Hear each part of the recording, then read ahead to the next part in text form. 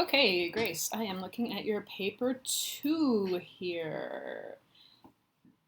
Excuse me, it is 8 o'clock in the morning. Number 2 pencils freshly sharpened, calculator fully charged, and after hours of studying for the past month, it's time to take the standardized test that dictates scholarship opportunities, college applications, when someone can attend school. This one test will tell all. Whew. No matter how much preparation someone puts into this one test, there is still the possibility that all the work goes down the drain. Okay, what I like about your beginning is, because that sentence is so long, it just goes on and on and on.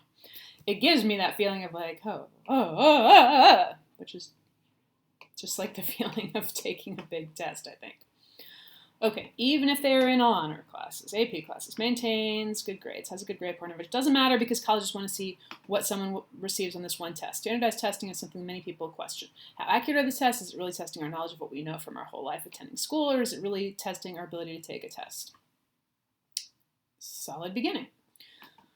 One thing I will say about your sentence that is, even if they are in, so that one sounds a little bit like I'm kind of like tripping as I read through it. Even if they are in all honors classes, AP classes, maintains.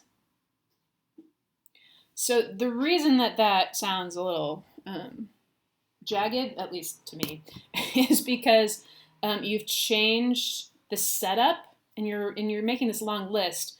And the way to make the sentence flow the most smoothly is by setting up each piece of it in the same way.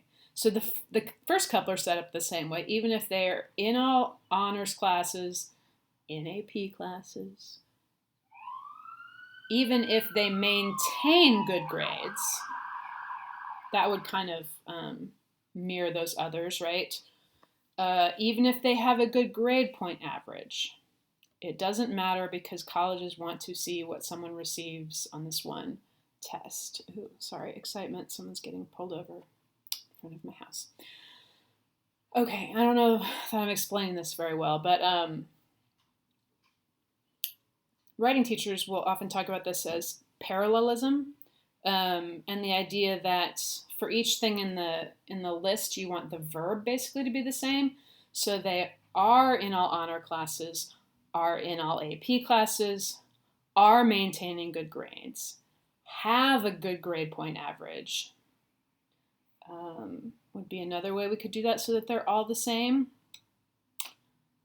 What's another way that we could make them more parallel? Even if they maintain good grades, take honors classes, take honors and AP classes, have a good grade point average. I feel like I'm doing a terrible job of explaining this because I'm used to, oh, well, I can do it visually here too.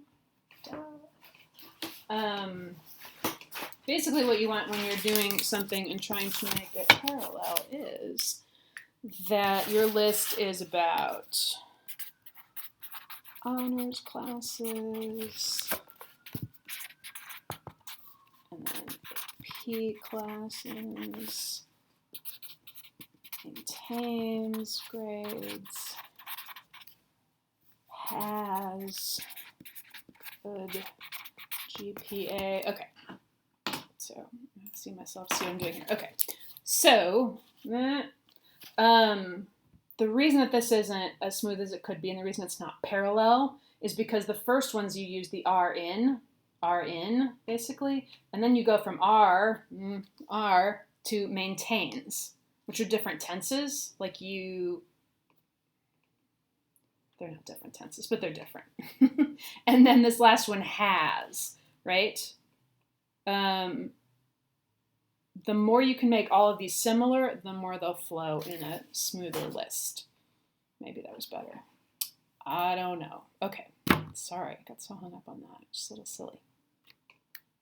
I don't know. Knowing how to make things parallel isn't silly. It actually can make you seem as a writer that you are much more solid in your knowledge.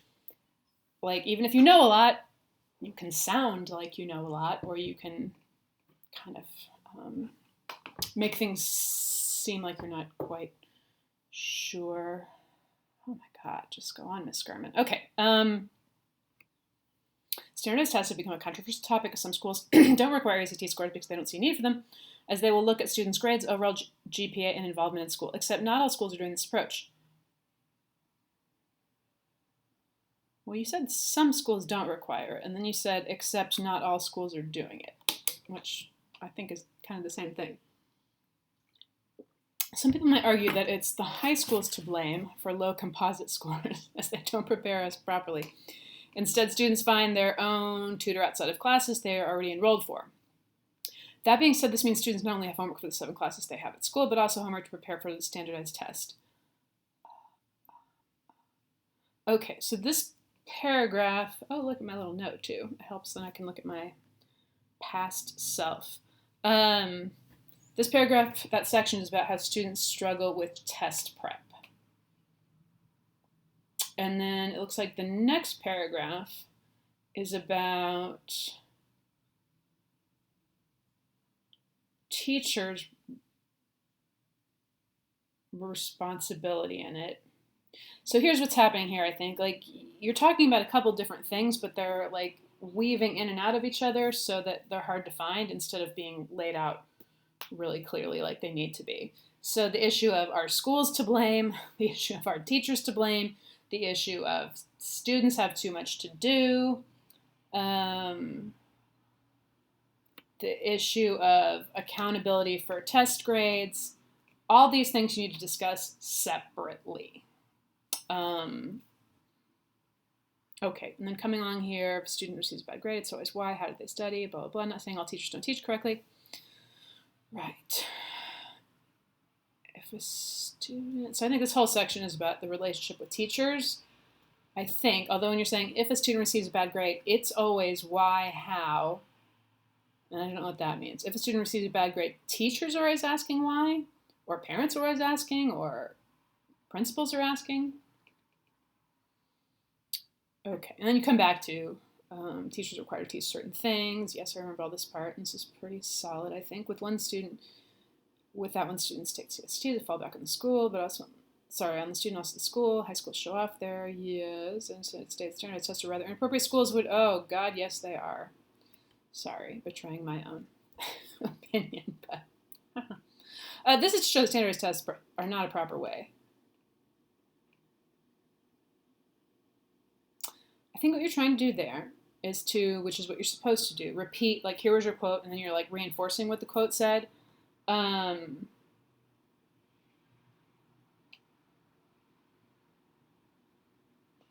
I think so that you would not sound quite so repetitive, I might explain in that sentence after the quote something like,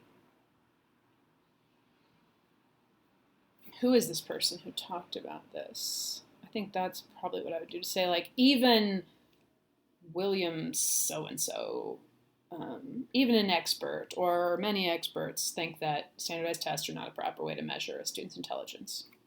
I don't know if that makes sense, but when you do that sentence after the quote to help integrate it, yeah, you want to like not just completely repeat it, but kind of like reinforce it maybe a little bit.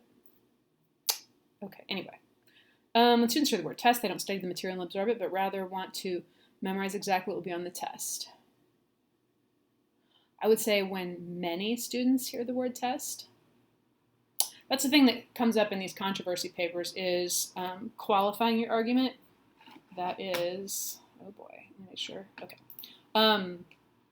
That is when you limit your argument and say like many people or a lot of people or most people, that makes your argument a lot stronger because, I mean, I'm not going to argue with you that many students, like what does that even mean? Many, like a bunch, I don't know what the number is, right? But when you say students hear the word test, they don't study the material. That suggests that like every student in the world responds the same way. If you just add that little word in there, many students, then your reader can get on board with you and be like, okay, yeah, sure, I bet it is many. I don't know exactly, the number, but I bet it is a significant number. Okay, it feels that as though today's school is all about grades and not learning the material properly to help in the long run. It's a very interesting question to me if people ever felt like it wasn't about that. I don't know. Although when it comes to testing, students aren't exactly able to memorize what they were given in a test because each test is different. Yes. So much to unpack here I won't talk about. But I'm going to talk about it. You see how I'm like, I want to talk about it. Just FYI. Tests may be set up to measure content, like did you get the information? They might be set up to measure a skill. Did you figure out how to do something? They might be set up to measure your, like how prepared you are, or this weird achievement idea, which is the sketchiest, in my opinion, professional opinion.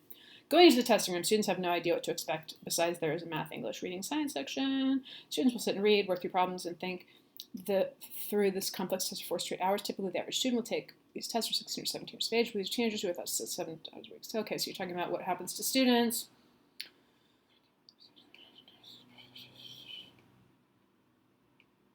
Okay. Oh, yeah, see, there I am talking about skills and content, which is I know, you don't need to you don't need to become an expert in that right this minute, but that's big. I just don't really feel like that the whole section that starts with going into the testing room, I don't feel like that really adds anything to your paper. I feel like you've already said that it can be frustrating. So yeah, that seems kind of repetitive to me. I don't feel like you need any of that. But I did like I said, this thing about short-term and long-term. So maybe just the end of this you want to keep to start talking about that bit of it. So students just studying what was needed. Maybe that. Okay, when we go into college, most of the stuff we learn from high school we don't retain. Ah! Oh, no. I don't know if I believe that. So we have to relearn all the material we taught in high school. Sorry, time check. Okay, we got a couple more minutes before I... minimum of 21, for scholarships, century of seniority testing, controversy, and pendulum. Students talk about different approaches to replace the normal way of applying for college. Ooh, that sounds really interesting, like an interesting article. One idea mentioned is a comprehensive examination. Well, it seems revolutionary teachers really had no way to prepare students since they studied old examinations that had questions in reading that were more likely to appear on senior tests. The purpose of tests, see if they were ready for college material, have not only to ascertain whether candidates have acquired the information and methods necessary, but also to determine whether they possess certain important intellectual qualities. Whoa, there's a lot to think about there. What are important intellectual qualities? While standardized tests can be seen as positive, it's an easier way to group students, differentiate students' ability in class, and so on. It isn't a good way to measure students' intellectual ability. Absolutely not. Some students might not be able to take tests, even if they do receive good grades and maintain a good GPA. Yes. Okay, so let me go back through this paragraph. Was about ACT test scores and controversies and pendulum swings. And then you went into, do they have information and methods necessary?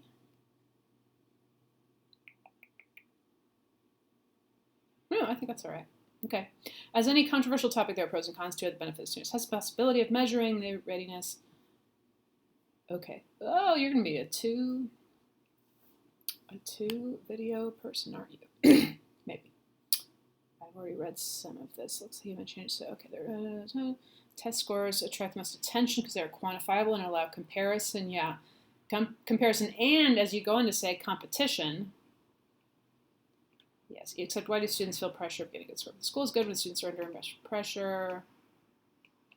Tests shouldn't have to feel like this. Shouldn't tests be a somewhat easy way? I mean, maybe. Interesting. Not only take text, but they also wrote the parents. Okay, so you have this paragraph for the parents. You have this paragraph I remember about mental health. So, yeah, I guess maybe I can't do this in one video. So, the other thing that I think you need to revise is that section about when you get back to feeling pressure and why shouldn't it be easy. I mean, I agree with that stuff, but I feel like you've already talked about that, and again, that's getting kind of repetitive. Fun fact, students in other countries have it way worse. Some places. Super more stress than we do, but anyway. Lots of good stuff there. I enjoyed reading it.